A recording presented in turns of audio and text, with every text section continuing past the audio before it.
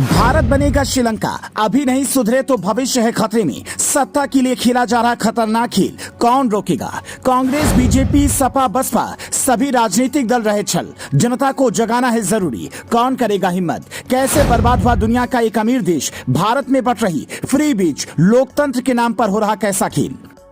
हम और हमारा देश बहुत बड़े भंवर में फंसता जा रहा है। हमें इस भंवर से निकलने के लिए हर तरह से प्रयास करना चाहिए। जिस मुश्किल में देश फंसता जा रहा है उससे उबरने के लिए जल्द से जल्द ईमानदार प्रयास करने की जरूरत है।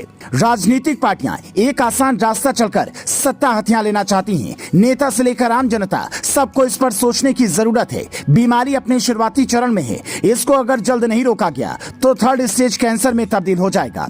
श्रीलंका और पाकिस्तान जैसे देश क्या बर्बाद हुए जो हम होंगे, वो दृश्य सोचकर रूह कांप जाएगी। इसीलिए जल्द से जल्द संभलने का समय है।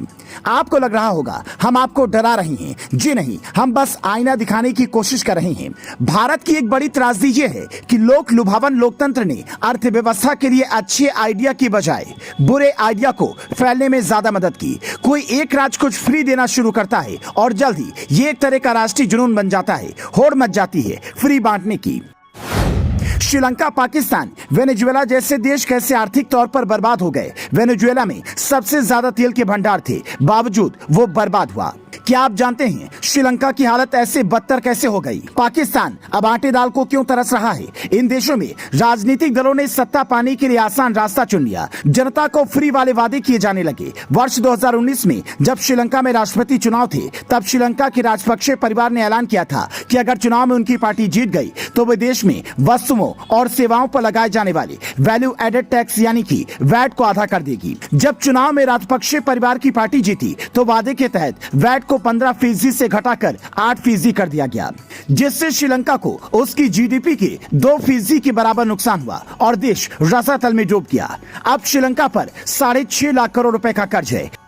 हाल में देश में हुए राज्यों के चुनाव में देखा गया, चाहे वो कर्नाटक का चुनाव हो या हिमाचल का या फिर आने वाले राजस्थान और एमपी के चुनाव, राजनेता सत्ता में आने के लिए उल्टे सीधे वादे करते हैं, जिसका असर राज्य के खजाने पर पड़ता है। और इसका असर समझिए।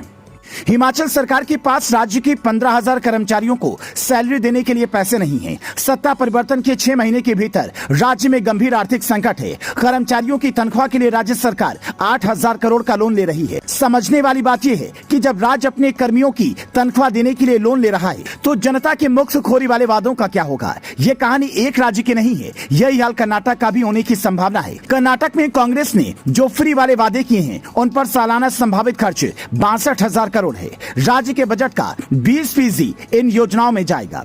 पंजाब में सत्ता पाने के लिए आम आदमी पार्टी और भगवंत मान ने कर्ज से दबे पंजाब में हर महीने 300 यूनिट तक बिजली मुफ्त देने का वादा किया। पंजाब के सीएम भगवंत मान पर जाहिर तौर पर दिल्ली मॉडल का प्रभाव हावी है, जहां बिजली और पानी मुफ्त है। हालांकि वो भूल गए कि दिल्ली पूरी तरह से राज्य नहीं है और इससे शहरी इलाके के फाइनेंस की तुलना दूसरे राज्यों से नहीं कर सकती। देश में पंजाब की जीडीपी पर कर्ज का रेशियो सबसे ज्यादा है। वित्त वर्ष 2021 और 22 में 53.3%। मतलब अगर पंजाब की जीडीपी 100 रुपए है तो 53 रुपए उस पर कर्ज है। ऐसे ही तमिलनाडु राज्य पर 6,59,000 करोड़ रुपए, उत्तर प्रदेश पर 6,53,000 करोड़ रुपए, महाराष्ट्र पर 6,08,000 करोड़ रुपए, पश्चिम बंगाल पर 5,62,000 रुपए, गुजरात पर 4,02,000 करोड़ रुपए और पंजाब पर 2,82,000 करोड़ रुपए का कर्ज है। आज बड़ा सवाल ये है कि क्या इन राज्यों की स्थिति भी श्रीलंका जैसी होने वाली है? अब ये कोई भी अंदाजा लगा सकता है कि फ्री बिजली पाने का विध्वंसकारी आइडिया पूरे देश को अपनी चपेट में ले लेगा। हर राजनेता को फ्री वाली फिनाइल से मिलने वाली लोकप्रियता बहुत सास आ रही है, लेकिन देश एक बड़े आर्थिक संकट के नजदीक जाता जा रहा है। हमें बेसिक सुविधाएं चाहिए या मुफ्तखोरी? फैसला देश की जनता को करना है। Bureau report, leading Bharat TV.